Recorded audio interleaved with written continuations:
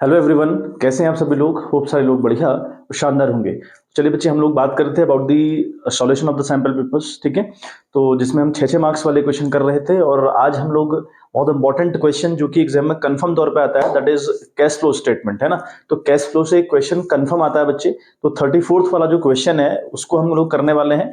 Cash flow का जो question है इस बार थोड़ा सा टेक्निकल आया हुआ है, मीन्स पूरा होलसेल क्वेश्चन नहीं आ रखा है बच्चे, सिर्फ एक ऑपरेटिंग एक्टिविटी की रिगार्डिंग क्वेश्चन आया है, वो भी अलग से आया हुआ है, और एक आया है इन्वेस्टिंग एक्टिविटी के रिगार्डिंग अलग से। ठीक है, मतलब दोनों क्वेश्चन में आपस में कोई लिंक नहीं है। ऑपरेटिंग का क्वेश्चन बिल्कुल अलग है और इन्वेस्टिंग का क्वेश्चन बिल्कुल अलग है। ठीक है, और कैश फ्लो एग्जाम में कंफर्म तौर पे आएगा बच्चे, आपको खूब प्रैक्टिस कर लेनी है। देखो, जो क्वेश्चन कंफर्म तौर पे आते हैं ना, तो उनकी तो प्रैक्टिस आपको करनी ही करनी है। जैसे हमने शेयर किया था, तो शेयर वाला क्वेश्चन कंफर्म आता है, कैश फ्लो वाला क्वेश्चन कंफर्म आता है। ठीक है बच्चे, सेम पैटर्न में आता है, नो प्रॉब्लम। तो बच्चे आप प्रैक्टिस जानदार तरीके से करिएगा। तो चलिए आज हम लोग क्वेश्चन आज का स्टार्ट करें। तो क्वेश्चन बच्चे हमसे कहता है that from the following information calculate cash flow from operating activity. Particulars में हमको दिया है surplus, that is balance in statement of PNL. 6 lakh रुपए प्रीवियस ईयर में है और करंट ईयर में 5 लाख रुपए है।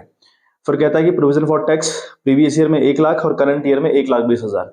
ठीक है बच्चे, फिर हमसे कहता है कि ट्रेड रिसीवेबल 2 लाख और 2,40,000, ट्रेड पेबल 1,50 और 2 लाख, गुडविल 2 लाख और 1,50। एडिशनल इन्फॉर्मेशन हमको दे रखी है कि propose dividend for the year ended 31 March 2023 and March 31 2024 was 150 and 180 respectively. ये क्वेश्चन बच्चे हमें यहाँ cash flow from operating activity निकालना है। क्लियर है बात। और जो बी वाला क्वेश्चन है ना, from the following information calculate the cash flow from investing activity, वो बिल्कुल डिफरेंट क्वेश्चन है। यानी इन दोनों क्वेश्चंस का आपस में कोई लिंक नहीं है। अदरवाइज इन्वेस्टिंग का लिंक कहीं ना कहीं ऑपरेटिंग से होता है, ऑपरेटिंग का लिंक इन्वेस्टिंग से होता है, फाइनेंसिंग से होता है, मतलब आपस में क्वेश्चन लिंक रहते हैं।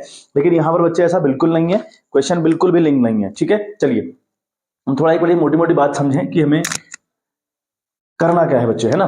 तो मैंने आपको दिखा दिया कि 2023 और 2024 के डेटाज हमारे पास अवेलेबल है। तो सरप्लस का बैलेंस हमको दे रखा है। आप सरप्लस यहाँ पे प्रॉफिट को इंडिकेट कर रहा है, कई बार सरप्लस एंड रिजर्व आपका रिजर्व को भी इंडिकेट करता है, बट हाल फिलहाल यहाँ पे सरप्लस का मतलब सिर्फ प्रॉफिट है। तो 6 लाख रुपए in the previous year and in the current year 5 lakh रुपए। ठीक है, और उसके बाद हमें प्रोविजन फॉर टैक्स दे रखा है 1 लाख रुपए for the previous year, 1,20,000 for the current year. Trade receivable हमको दे रखा है 2 lakh for the previous year, 2,40,000 for the current year. Trade payable की बात करें तो 1,50 for the previous year, 2 lakh for the current year. Goodwill की बात करें 2 lakh for the previous year, 1,50 for the current year. फिर हमें एडिशनल इन्फॉर्मेशन में दे रखा है कि प्रपोज डिविडेंड 2023 के लिए तो 1,50,000 रुपए हैं और 2024 के लिए बच्चे ये 1,80,000 रुपए हैं। तो इतनी इन्फॉर्मेशन हमारे पास है। इस इन्फॉर्मेशन से we have to find out cash flow from operating activity. ठीक है, और ए क्वेश्चन और बी क्वेश्चन बिल्कुल डिफरेंट है बच्चे। ठीक है, आपस में लिंक नहीं है क्वेश्चंस में। ठीक है, चलिए अब हम बात करें, हमारा जो फॉर्मेट है वो लिखेंगे cash flow statement particulars detail and rupees. Format हुआ, पहली बात हम लिखेंगे यहाँ पे ए करके cash flow from operating activity, फिर हम बी लिखते हैं cash flow from investing activity, फिर हम लिखते हैं सी वाला point cash flow from financing activity. फिर इन तीनों को ऐड करके हम लोग असल में कैश फ्लो निकाल रहे होते हैं। लेकिन यहाँ पर बच्चे ऐसा बिल्कुल नहीं है। देखो कितना बढ़िया हो गया, आपको बिल्कुल अलग दो बातें दी हैं, एक दिया है ऑपरेटिंग के रिगार्डिंग, एक दिया है इन्वेस्टिंग के रिगार्डिंग, और दोनों बड़े इजी क्वेश्चन है। ठीक है, इजी इन द सेंस थोड़ा बहुत कॉम्प्लिकेशन तो क्वेश्चन में रहेंगे बच्चे, लेकिन उतना टाइम कंज्यूमिंग नहीं है, बहुत लेंथी क्वेश्चंस नहीं आ रखे हैं। इस बार बहुत अच्छा कर रखा है इन लोगों ने। तो ये इस बार ध्यान रखिएगा कि आपका टाइम मैनेजमेंट गड़बड़ाएगा नहीं, क्योंकि अकाउंट्स में ये दिक्कत रहती है सर। अक्सर बहुत इंटेलिजेंट बच्चे होते हैं, बट वो थोड़ा टाइम मैनेज करने का इशू रह जाता है बच्चे। लेकिन इस बार बहुत ज्यादा लेंथी क्वेश्चंस नहीं है। हाँ, टेक्निकल क्वेश्चन तो हैं, दिक्कतें तो हैं क्वेश्चंस में, बट वो जो बड़ा क्वेश्चन पेपर ये लोग डिजाइन करते थे, थोड़ा बहुत यहाँ पे राहत आप लोग को मिली है। चलिए हम लोग देखें अभी, तो हमारा फॉर्मेट स्टार्ट होता है नेट प्रॉफिट आफ्टर टैक्स चाहिए सबसे पहले तो। ठीक है, वो कहां से आता है बच्चे, वो आता है जो आपको सरप्लस का बैलेंस दिया हुआ है, करंट ईयर से प्रीवियस ईयर को माइनस करो, इन दोनों का जो डिफरेंस होता है it is called net profit after tax. तो ठीक है, 5 लाख से अगर हम 6 लाख को लेस करेंगे तो 1 लाख आएगा, बट आएगा माइनस में। ठीक है, तो हमारा जो पहला आया वो 1 लाख आया बच्चे माइनस में। ठीक है, तो प्रॉफिट आफ्टर टैक्स आपका हो गया माइनस में। अब बच्चे कैश फ्लो स्टेटमेंट आपको याद होना चाहिए, मैंने आपको टेलीग्राम के चैनल पर सेंड किया हुआ था। अब क्या है ना बच्चे, जो जो बातें हमारे पास रहेंगी ना, वो ये रहेंगी बच्चे कि हमको फॉर्मेट बहुत अच्छे से याद होना चाहिए। फॉर्मेट के बिना दिक्कत हो जाएगी बच्चे। फॉर्मेट में क्या है, नेट प्रॉफिट आफ्टर टैक्स आपको मिल गया, ठीक है, वो बड़ा इजीली आ जाता है। अब आपको सबसे पहले पहुंचना है नेट प्रॉफिट बिफोर टैक्स के पास। ठीक है, वो आप कैसे पहुंचोगे, ये जो नेट प्रॉफिट बिफोर टैक्स आया है इसमें आप कुछ बातें ऐड करोगे। मैं आपको बातें गिनवा रहा हूं। आप पहले इसमें ऐड करोगे ट्रांसफर टू ऑल रिजर्व। तो देखो कहीं क्वेश्चन में रिजर्व की कहानी है तो नहीं भाई, transfer to all reserve, reserve हमेशा यहाँ ऐड होते हैं, ठीक है। और आपका provision for tax for the current year, provision for tax for the current year भी ऐड होता है। तो देखो कहीं है क्या provision for tax for the current year, yes, provision for tax for the current year एक भी है तो ऐड होगा, ठीक है। यहाँ इसको हम ऐड करेंगे प्रोविजन फॉर टैक्स, तो आपका आपका बच्चे प्रोविजन फॉर टैक्स आपका फॉर द करंट ईयर में लिख दे रहा हूँ CY, है ना। ये 1,20,000 बच्चे इसमें ऐड होगा, अभी करेंगे अल्टीमेट ऐड। तो मैंने दो बातें आपको बताई, transfer to all reserve, provision for tax for the current year, propose dividend for the previous year, propose dividend for the previous year. Question में गिवन है क्या for the previous year, yes, propose dividend for the current year 180 है, previous year 150 है। Previous year वाले जो propose dividend है वो add होते हैं, तो यहाँ पे फिर से हम लिखें प्रपोज डिविडेंड, ठीक है, proposed dividend for the previous year, मैं PY लिख दे रहा हूं, ठीक है, दैट इज 1,50,000, ठीक है। मैंने आपको तीन बातें गिनवा दी, ठीक है। क्या क्या गिनवाया मैंने आपको, transfer to all reserve add होता है, provision for tax for the current year add होता है बच्चे, ठीक है, propose dividend for the previous year add होता है, interim dividend paid during the year कहीं है नहीं, ये चार बातें आपकी ऐड होती हैं। एक बात और, एनी एक्स्ट्रा ऑर्डिनरी आइटम, कोई ऐसा एक्स्ट्रा ऑर्डिनरी आइटम जो पहले माइनस किया गया था वो आज प्लस होगा, हालांकि क्वेश्चन में गिवन नहीं है। फिर दो बातें आपकी माइनस होती हैं, रिफंड ऑफ टैक्स या ऐसा कोई एक्स्ट्रा ऑर्डिनरी आइटम जो पहले प्लस हुआ था। ये हालांकि बातें नहीं है, बट ये पूरा फॉर्मेट का जो सीक्वेंस है वो फॉलो करना पड़ेगा, ठीक है बच्चे। तो अल्टीमेटली अगर हम देखें तो ये हो गया आपका 270, 2,70,000 हो गया बच्चे। तो 2,70,000 अगर हम देखें तो ये तो पॉजिटिव बैलेंस है और वो माइनस बैलेंस है, यानी नेगेटिव है, तो प्लस माइनस माइनस होगा, तो 1,70,000 रुपये अल्टीमेट आंसर आएगा, ठीक है।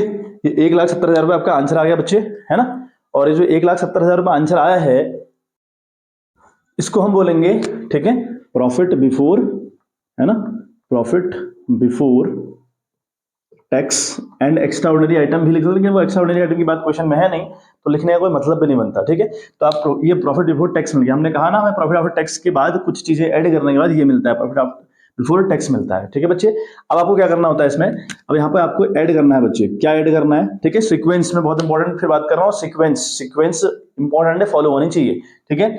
ऐड आप करेंगे non cash slash operating expenses, ठीक है, कोई नॉन ऑपरेटिंग एक्सपेंसेस हो या नॉन कैश एक्सपेंसेस हो। पहले तो हम बात कर लेते हैं कि नॉन कैश एक्सपेंसेस क्या होते हैं भाई। जो नॉन कैश होते हैं यानी कंपनी के खर्चों में उनकी गिनती तो होती है, कंपनी अपने प्रॉफिट एंड लॉस अकाउंट में उनको एज अ खर्चों या एज अ लॉस या एज अ एक्सपेंसेस दिखाती तो है, लेकिन एग्जैक्ट लेवल पर फाइनेंस कहीं नहीं जा रहा होता, पैसा कहीं नहीं जा रहा होता। फॉर एग्जांपल डेप्रिसिएशन एक ऐसा खर्चा है जिसको लगाने से लॉस तो होती है, खर्चा तो कंपनी का होता है, लेकिन कैश कहीं नहीं जाता, नॉन कैश आइटम हुआ।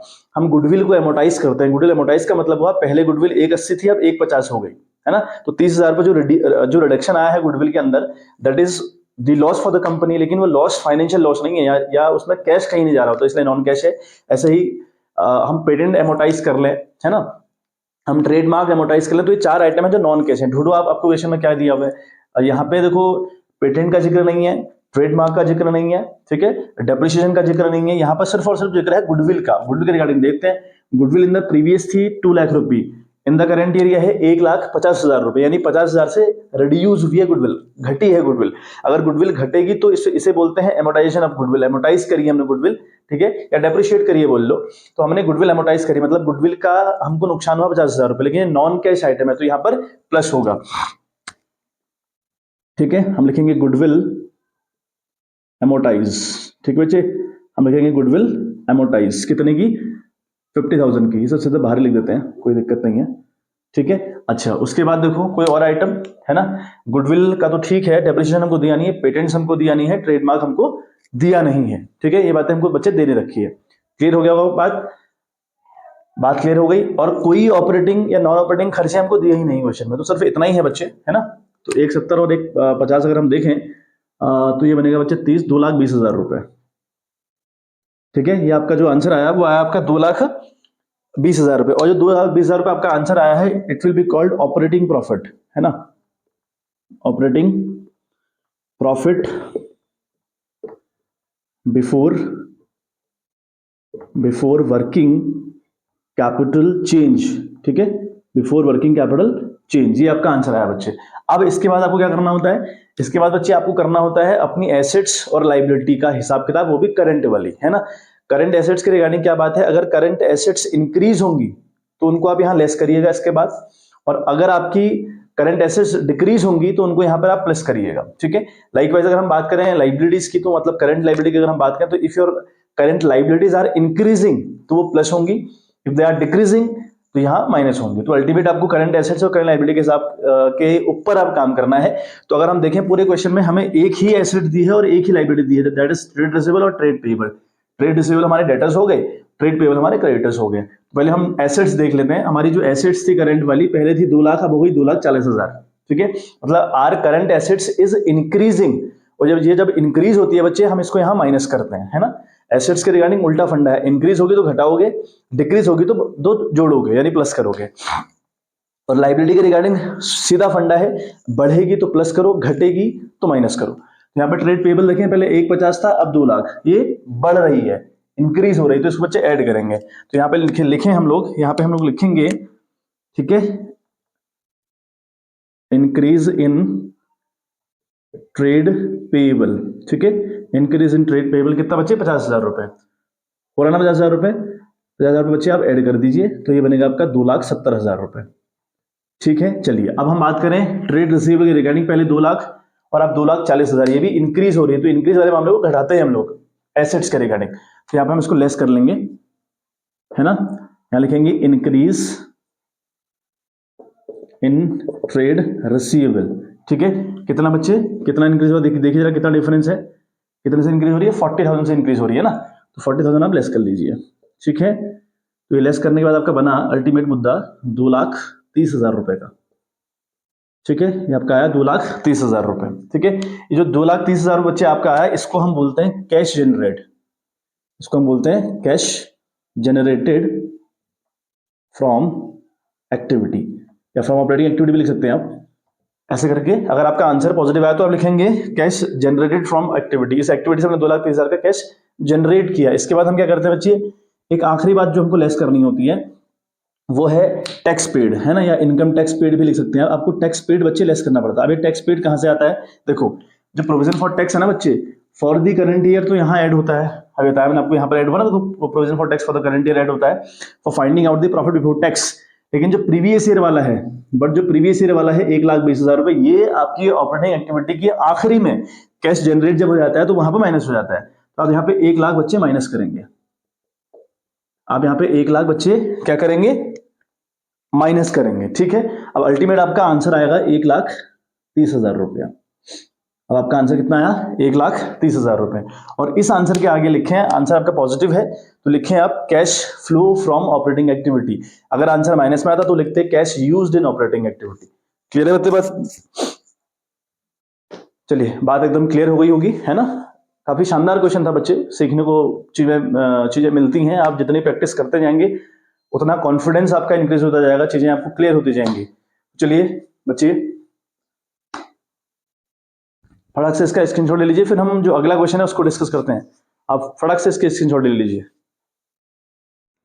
देखो बच्चे फिर हम किस तरीके से सॉल्व करने बैठेंगे, तो हमें पता है भाई हमको डेप्रिसिएशन अकाउंट भी खोलना है और मशीनरी अकाउंट भी खोलना है, तो दोनों अकाउंट हम लोग साथ खोलेंगे। फॉर्मेट आपको अच्छे से पता है, ऊपर से लिखेंगे machinery account particular rupees particulars rupees, same with the depreciation account particulars rupees. But ध्यान इस बात का रखना है कि ये दोनों अकाउंट ओपन साथ साथ करने पड़ते हैं बच्चे, ठीक है।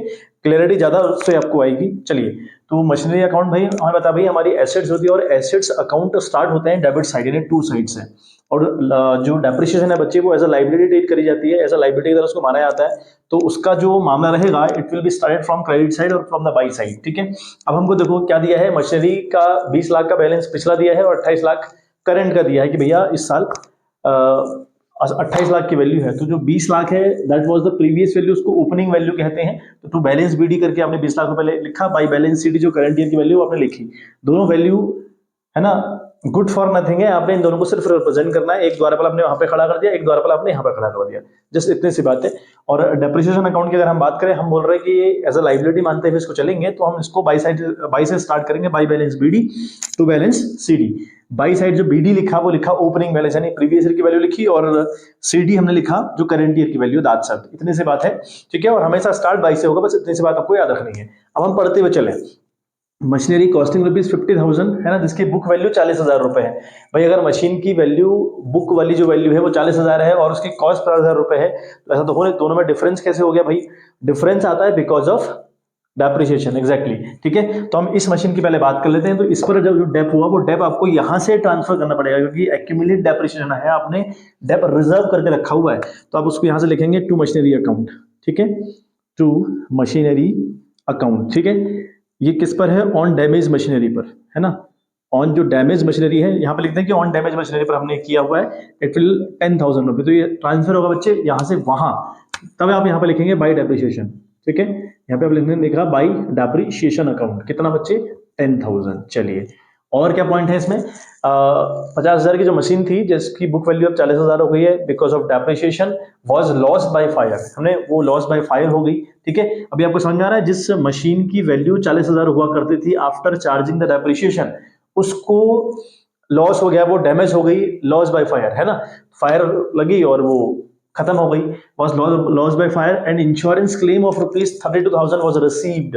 हमने इस 40,000 की मशीन के बदले, जो हमारी डैमेज हो गई थी बिकॉज ऑफ फायर, के बदले 32,000 रुपए रिसीव किए फ्रॉम द इंश्योरेंस कंपनी। इसके एंट्री आप यहाँ पे करेंगे बच्चे, ठीक है। यहाँ पे लिखेंगे बाई इंश्योरेंस कंपनी, ठीक है, या बाई इंश्योरेंस करके आप लिख दें, बाई इंश्योरेंस अकाउंट करके लिख देंगे बच्चे आप।